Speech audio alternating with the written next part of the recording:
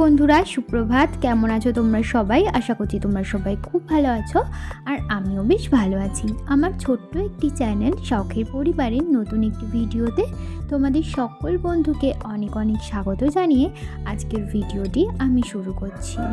সকাল সকাল ঘুম থেকে ওঠার পর প্রত্যেক বাড়ির গৃহবধূর যেই কাজগুলো থাকে আর কি, বাসি কাজকর্ম, ঘর দোয়ার ঝাড় দেওয়া, মোছা, এগুলোই কিন্তু আমি এখন সেরে ফেলছি।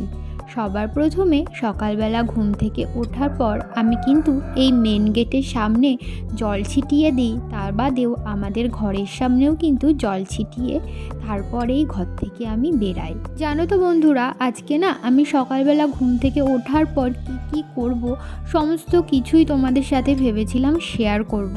সমস্ত কিছু আমি কিন্তু শ্যুটও করেছিলাম, কিন্তু কয়েকটা ক্লিপ না ভুলবশত ডিলিট হয়ে গেছে। তো সেই কারণে A to Z সমস্ত কিছু তোমাদের সাথে শেয়ার করতে যদিও পারছি না, পরবর্তী একটা ভিডিওতে তোমাদের সাথে অবশ্যই শেয়ার করব ঘুম থেকে ওঠার পর আমি A to Z কি করি আর কি। বাইরের উঠান ঝাড় দিয়ে বাইরের উঠানটা কিন্তু আমি জল ছড়া দিয়ে ভালো করে ধুয়ে দিয়েছি।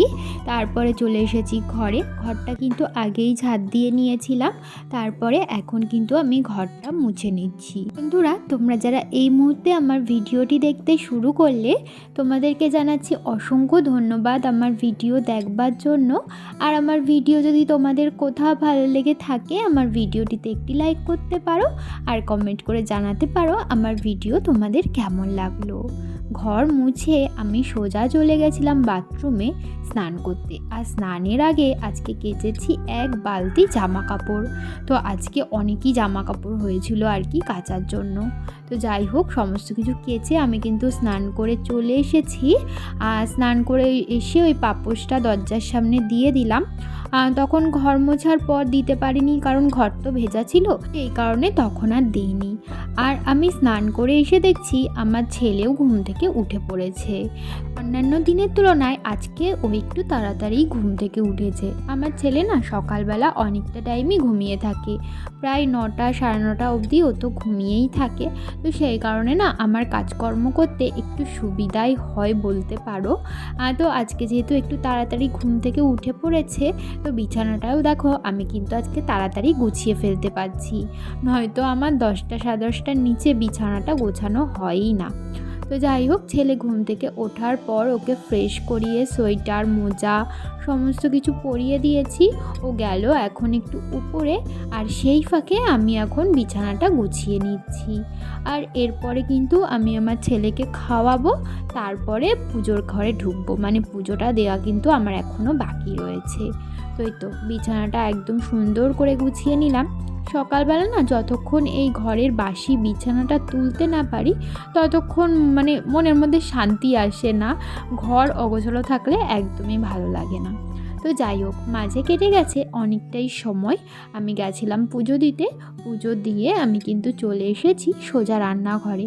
সকালবেলা তো রোজকার দিনের মতো আজকেও শাশুড়িমা রান্নাবান্না করেছেন। এখন আমি রান্নাঘরটা পরিষ্কার করে নিচ্ছি আর কি। লাস্ট ভিডিওতে এলিয়ার গৃহকোণ তুমি আমাকে কমেন্ট করেছো, ভীষণ সুন্দর লাগলো। আমাকে অনেক ধন্যবাদ আমার ভিডিও দেখবার জন্য, এভাবেই পাশে থেকে। শম্পা রয় কমেন্ট করেছো, খুব ভালো লাগলো ভিডিওটা, অনেক ভালোবাসা রইল। থ্যাংক ইউ দিদি ভাই আমার ভিডিও এত মনোযোগ সহকারে দেখবার জন্য। পূজা ব্লগ চ্যানেল তুমি লাভ সাইন পাঠিয়েছো, তো তোমাদেরকে না অসংখ্য ধন্যবাদ আমার ভিডিও দেখবার জন্য। তোমরা এভাবেই আমার পাশে থেকো যাতে আমি আগে আরও এগাতে পারি। তো যাই হোক, দেখো কথা বলতে বলতে আমি কিন্তু রান্নাঘরটা একদম ক্লিন করে নিয়েছি। আর এদিকে দেখো আজকে আমাদের বাড়ির এখানে না একটা হনুমান এসেছে। এই হনুমানটা না দেখছি প্রায় সময়ই আসে। তো খানিকক্ষণ দাঁড়িয়ে দাঁড়িয়ে ছেলেকে নিয়ে ওই হনুমানটা দেখছিলাম। পরে ছেলেকে স্নান করিয়ে এখন ওর খাবারও দিয়ে দিয়েছি। এখানে কি আছে? এখানে এটা কি? এটা আলুর তরকারি। আর এটা? এটা বেগুন ভাজা। আর এটা? আর এটা কি? এটা কি? এটা কি বলো? ভাত। আর এটা? জল। তুমি শুধু শুধু বেগুন ভাজাটা খেয়ে নিচ্ছ?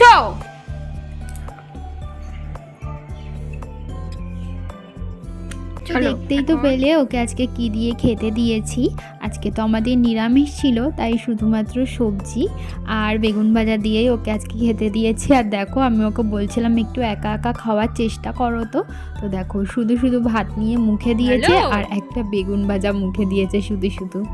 তো যাই হোক, এই তো আস্তে আস্তে ওকে একা একা খাওয়ানো শেখাতে হবে। ও না সুজি রান্না করে দিলে একা একা বেশ খেয়ে ফেলতে পারে, কিন্তু ভাতটা এখনো পর্যন্ত একা একা খেতে পারে না। একে খাইয়ে একটুখানি শুয়েছিলাম ওকে নিয়ে। তারপর এখন হয়ে গেছে সন্ধ্যাবেলায় সন্ধ্যা পুজো দিয়ে সোজা চলে এসেছি রান্নাঘরে। আর আজকে সন্ধ্যাবেলায় রান্না করব ছোলার ডাল আর রুটি। তো সেই কারণে ছোলার ডালটা কিন্তু আমি প্রেসারে সেদ্ধ হতে বসিয়ে দিয়েছি। আর বন্ধুরা, তোমরা সাইডে হয়তো একটু আওয়াজ পেতে পারো, তার কারণ আমি এখন ভিডিওটাই ভয়েস দিচ্ছি তো।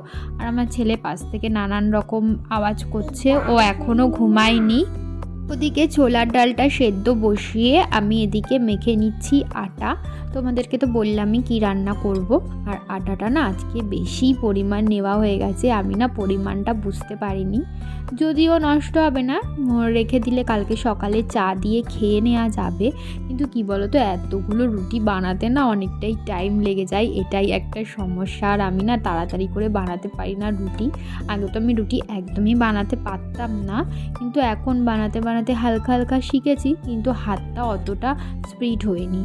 তো যাই হোক, ছোলার ডালে যেই মশলাগুলো দেব সেটাই কিন্তু আমি একটা বাটিতে গুলে নিচ্ছিলাম আর কি। আজকে আর মশলা বাটলাম না, গুঁড়ো মশলা দিয়েই রান্না করব। শুধুমাত্র আদাটা একটু বেটেছিলাম।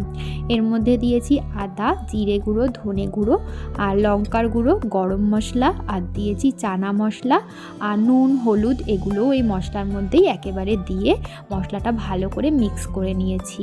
আর এদিকে আমি বসিয়ে দিয়েছিলাম আলু ভাজা। আলুগুলো একদম ছোট ছোট করে টুকরো করে নিয়েছি যাতে তাড়াতাড়ি সিদ্ধ হয়ে যায়। তার কারণ কি বলো তো, ছোলার ডালটা ওইদিকে তো প্রেসারে সিদ্ধ করে নিয়েছি, আলুটা না আমি ওই প্রেসারের মধ্যে দিতে ভুলে গেছিলাম। তো সেই কারণেই আর কি আলুটা একদম ছোট ছোট টুকরো করে কেটে নিয়েছি যাতে তাড়াতাড়ি সেদ্ধ হয়ে যায়। আর কড়াইয়ে এখন তেল দিয়ে ফোড়ন দিয়ে দিলাম জিরে, শুকনো লঙ্কা আর তেজপাতা। হ্যাঁ, তোমরা তো জানোই ছোলার ডাল কীভাবে রান্না করতে হয়, আমার থেকে ভালোই জানো। আমি অতটাও ভালো রান্না করতে পারি না, ওই যেটুকু পারি চলে যায়। আর ফোড়নটা ভালো করে ভাজা ভাজা হয়ে গেলে আমি দিয়েছিলাম টমেটো কুচি। এই সমস্ত রান্নায় না একটু ওই পাকা টমেটো কুচি দিলে বেশ ভালো টেস্ট লাগে খেতে। আর তারপরে আমি টমেটোটা খানিকক্ষণ ভাজা ভাজা হয়ে যাওয়ার পর আমি দিয়ে দিলাম ওই আগের থেকে যেই মশলাটা বানিয়ে রেখেছিলাম সেই মশলাটা দিয়ে এখন ভালো করে কিন্তু আমি মশলাটা কষিয়ে নেব। তারপরে আগের থেকে যেই ভেজে রাখা আলুটা আছে সেটা কিন্তু আমি মশলার মধ্যে দিয়ে দেব। এই দেখো মশলাটা কিন্তু একদম ভালো করে কষানো হয়ে গেছে। তারপরে আমি এই ভেজে রাখা আলুটা এর মধ্যে দিয়ে দিলাম, আর সাথে দিয়েছিলাম 2টো কাঁচা লঙ্কা চিড়ে। কারণ তখন যেই লঙ্কার গুঁড়োটা দিয়েছিলাম না, ওটা ছিল কাশ্মীরি লঙ্কার গুঁড়ো, ওটাতে তো ঝাল হবে না, ওটাতে জাস্ট কালার হবে। তো সেই কারণে একটু কাঁচা লঙ্কা দিয়ে দিলাম ঝালের জন্য। ওটা দেওয়ার পর মশলার সাথে আলুটা ভালো করে মিশিয়ে একটু জল দিয়ে ঢাকা দিয়ে দিয়েছিলাম যাতে আলুটা একটু সেদ্ধ হয়ে যায়। কেন বলো তো, ওদিকে প্রেসারে তো আমি ডালটা দিয়েছিলাম, তো ডালটা না একদমই গলে গেছিলো। তো সেই কারণে ডালটা তো কড়াইয়ে দিয়ে বেশিক্ষণ ফোটানো যাবে না, তাহলে আরও গলে যাবে। তো সেই কারণে আমি চেষ্টা করছিলাম আলুটা আগেই যাতে সেদ্ধ হয়ে যায়। তো যাই হোক, পরে ভালো করেই সেদ্ধ হয়েছিল, কোনো অসুবিধা হয়নি। তো এই দেখো ডালটা কিন্তু একদমই টকবক করে ফুটে উঠেছে। তাই নামানোর আগে আমি দিয়েছিলাম একটু মিষ্টি, কারণ ছোলার ডাল একটু মিষ্টি মিষ্টি না হলে ভালো লাগে না। আর দিয়েছিলাম গরম মশলা। এই যে ডাল একদমই কিন্তু রেডি। এখন রুটিগুলো বানানো হলেই কমপ্লিট হয়ে যাবে রাতের রান্না। আর ডালটা কিন্তু খুব টেস্টি হয়েছিল খেতে, আমার তো ভালো লেগেছে, জানি না আর কার কেমন লেগেছে আর কি। মধ্যে না একটু ধনেপাতা দিলে ভালো লাগতো, কিন্তু আমাদের বাড়িতে আজকে ধনেপাতাটা একদমই ছিল না, তো সেই কারণে আর দিতে পারিনি। তো ওদিকে তো ডাল হয়ে গেছে, এখন আমি এক এক করে রুটি বেলে আস্তে আস্তে ভেজে নেব। অঙ্কনা ডেলি লাইফস্টাইল, তুমি আমাকে কমেন্ট করেছো, ভালো লাগলো গো তোমার কথাগুলো, বেশ সুন্দর, কাজগুলো খুব সুন্দর গোছানো। লাইক দিয়ে পুরো ভিডিওটা দেখলাম, ধন্যবাদ তোমাকে এত সুন্দর একটা কমেন্ট করার জন্য। বিউটি ব্লগস কমেন্ট করেছো, ভালো লাগলো দিদিভাই, থ্যাংক ইউ বোন, তোমাদের অসংখ্য ধন্যবাদ। এছাড়াও না অনেকেই তোমরা হয়তো কমেন্ট করো, কিন্তু একটা ভিডিওতে তো আর সবার নাম নেওয়া সম্ভব হয় না। ভিডিওতে নাম না নিলেও আমি কিন্তু তোমাদের সবারই কমেন্টের রিপ্লাই করে দিই।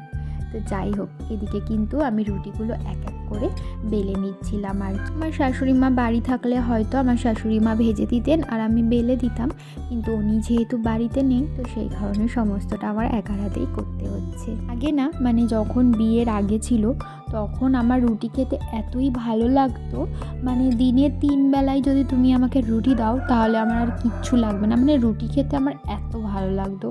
এখনও রুটি খেতে ভালো লাগে না বলবো না, কিন্তু মানে দিনে 3 বার মানে রুটি খেতে পারবো না। এখন আর ভাত ছাড়া চলে না, একবার হলেও ভাত খেতেই হবে। কি বলো তো, সময় আর বয়সের সাথে সাথে না মানুষের খাবারের রুচি অনেক কিছুরই চেঞ্জ হয়, সেটা আমি এখন নিজেকে দিয়েই বুঝতে পারি আর কি। তো যাই হোক, আগে আমি অনেক কিছুই খেতাম না, সেগুলো এখন অনেক কিছু খাওয়া শিখে গেছি। আর অনেক সময় পরিস্থিতির চাপে পড়েও না সমস্ত কিছু মানিয়ে গুছিয়ে নিতে হয়। তুমি যত মানিয়ে নিতে পারবে দেখবে জীবনটা তোমার কাছে অতটাই সহজ হয়ে গেছে। তো যাই হোক, এদিকে আমি খাবার গোছাচ্ছিলাম আমার শ্বশুরমশাইয়ের জন্য। তো শ্বশুরমশাইকে খেতে দিয়ে দেব। তাহলে চলো, আজকের মতো ভিডিওটা এই পর্যন্তই রাখছি। আবারও দেখা হবে পরবর্তী ভিডিওতে। ভালো থেকো, সুস্থ থেকো, আর অবশ্যই কিন্তু আমার এই ছোট্ট চ্যানেলটির পাশে থেকো।